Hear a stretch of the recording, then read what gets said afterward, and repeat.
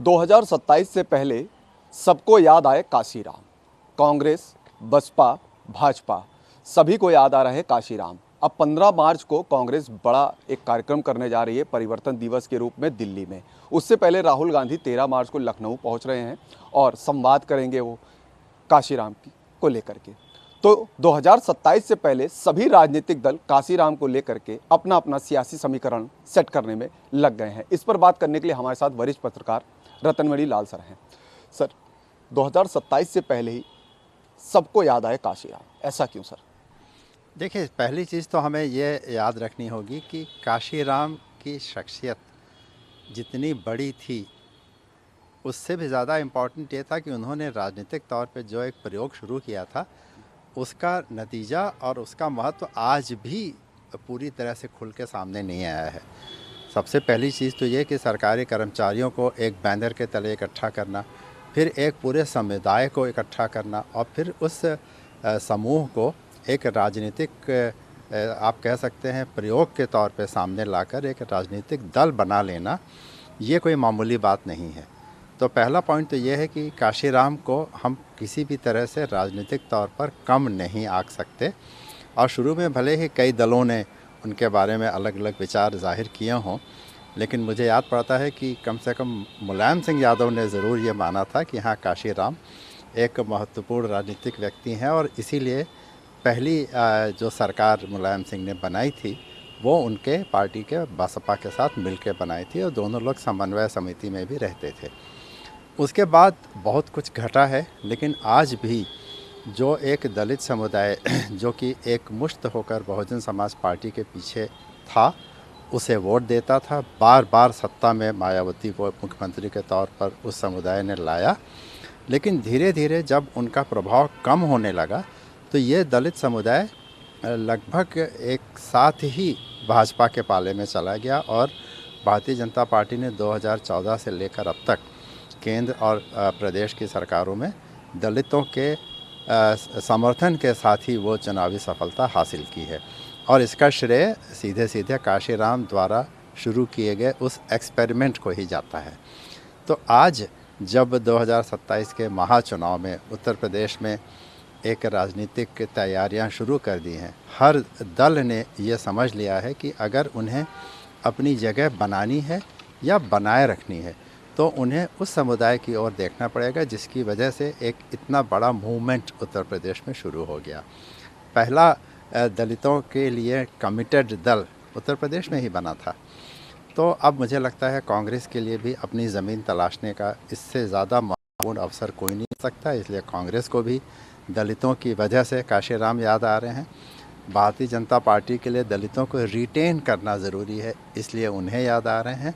और अखिलेश यादव ने जिस तरह से पीडीए की राजनीति में दलितों को केंद्र में रखा है, तो उन्हें भी अब काशीराम को याद करने का और उनके राजनीतिक विरासत के हिस्से में अपना हिस्सा निकालने का समय आ गया है। और ये सब 2027 के चुनाव के ही दृष्टिगत हो रहा है। अब सर, कांग्रेस तो परिवर्तन दिवस के रूप में मना रही है इसको, वहीं सपा इसको पीडीए दिवस के रूप में मनाने जा रही है। तो भाजपा ने 15 जो दलित महापुरुष हैं उनका एक कैलेंडर तैयार किया है, उसमें काशीराम जी का भी नाम शामिल है।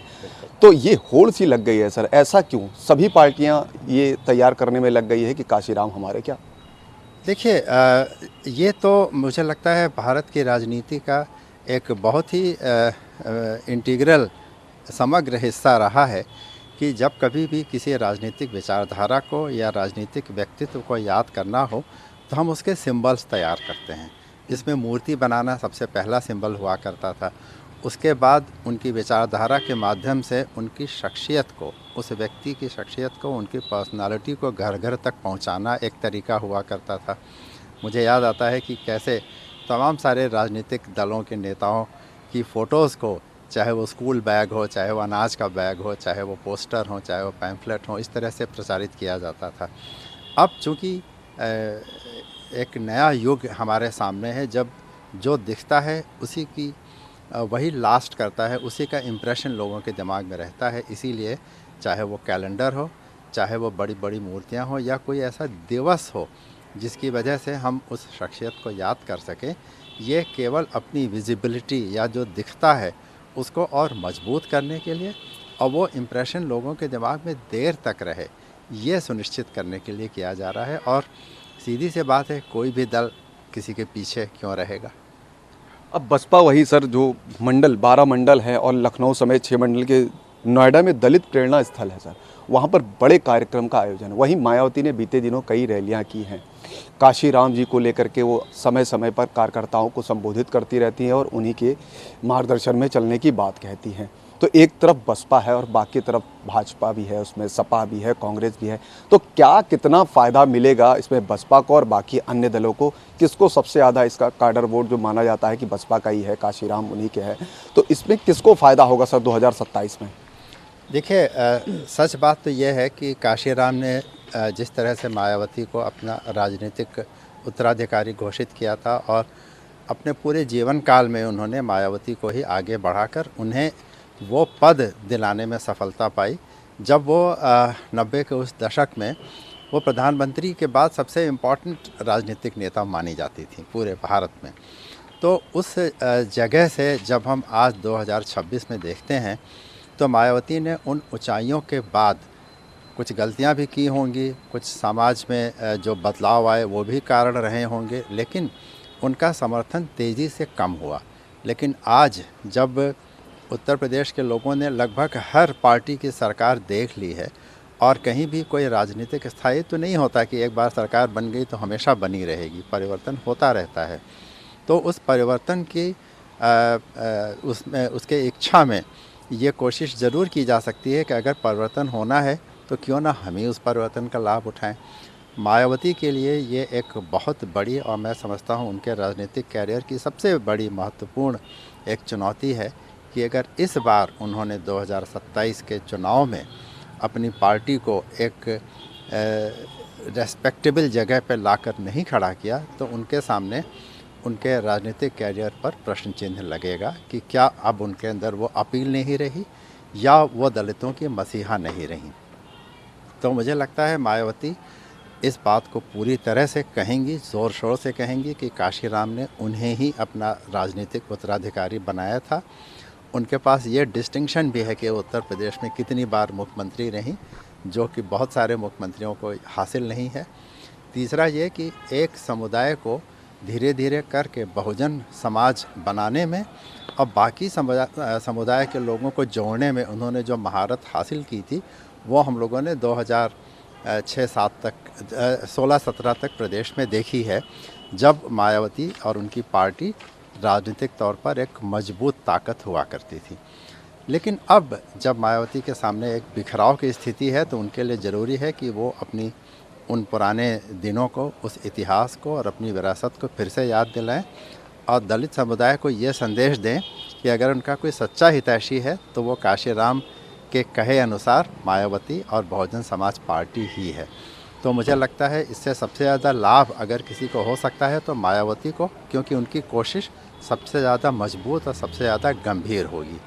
जहाँ तक भाजपा का सवाल है तो भाजपा कई सालों से केंद्र में सत्ता में है, उत्तर प्रदेश में सत्ता में है और उनके जो कुछ भी काम है वो सबके सामने है।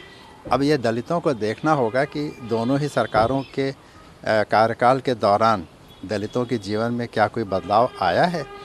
दलितों का एक वर्ग ज़रूर भाजपा के साथ रहेगा क्योंकि उन्हें लगता होगा कि हाँ, उनके जीवन में परिवर्तन हुआ है। लेकिन इसके साथ ही एक वर्ग ज़रूर होगा जो असंतुष्ट होगा और उनके लिए मायावती ही सबसे बड़ी होप या सबसे बड़ी उम्मीद होंगी।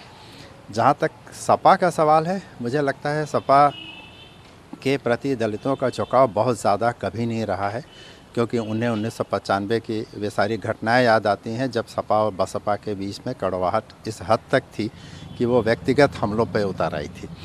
तो उस लिहाज से हम समझते हैं कि दलितों का जो एक झुकाव है वो सपा के साथ एक लिमिटेड एक्सटेंट तक ही रहा है, चाहे वो पीडीए को जितना आगे बढ़ाएं। तो सपा को इससे बहुत ज़्यादा लाभ होने की उम्मीद मैं नहीं देखता हूं। लेकिन जैसा कि हम जानते हैं कि चुनावी बिसात में हर मोहरे का एक महत्व होता है, चाहे वो छोटा ही क्यों ना हो। तो अखिलेश यादव हर तरह से इस अपॉर्चुनिटी को इस्तेमाल करेंगे कि दलितों का थोड़ा भी समर्थन अगर उन्हें मिल जाए तो वो यूपी में अपनी संख्या बढ़ा सकते हैं। सर आखिरी सवाल ये है कि बीते दिनों देखा गया कि आकाश आनंद फिर उनके ससुर तमाम लोगों को पार्टी से निकाला गया फिर वापस लिया गया। क्या ये भी बसपा को कहीं ना कहीं डेंट दे रहा है, पार्टी से निकालना फिर लेना? इससे पहले भी आकाश आनंद को निकाला गया फिर लिया गया। क्या ये भी एक मैसेज जा रहा है, जो दलित समाज है उसके अंदर एक मैसेज, एक डर बैठ गया है?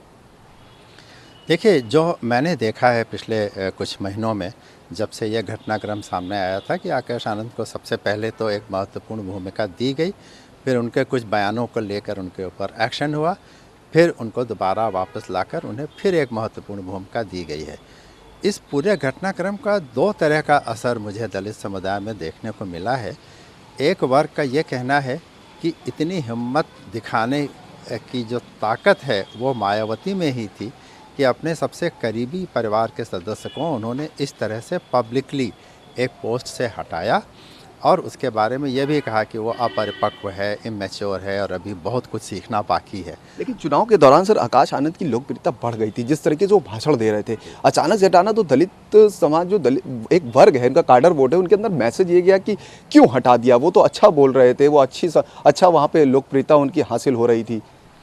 ये बात बिल्कुल सही है, लेकिन हमें ये नहीं बोलना चाहिए कि मायावती के सामने उस समय एक राजनीतिक मजबूरी भी रही होगी कि जिस तरह से वो पिछले उसके पहले के कई लंबे समय तक वो भाजपा का साथ देती आई थी, बयानों में, नीतिगत मामलों में और तमाम सारी चीज़ों में उन्होंने सरकार का समर्थन किया था। ऐसे में आकाश आनंद के बयान के कारण उन्हें एक विजिबल एक्शन भी उसके ऊपर लेना था, लेकिन ये भी उन्हें एहसास था कि दलित कम्युनिटी में इसका एक उल्टा असर भी गया है।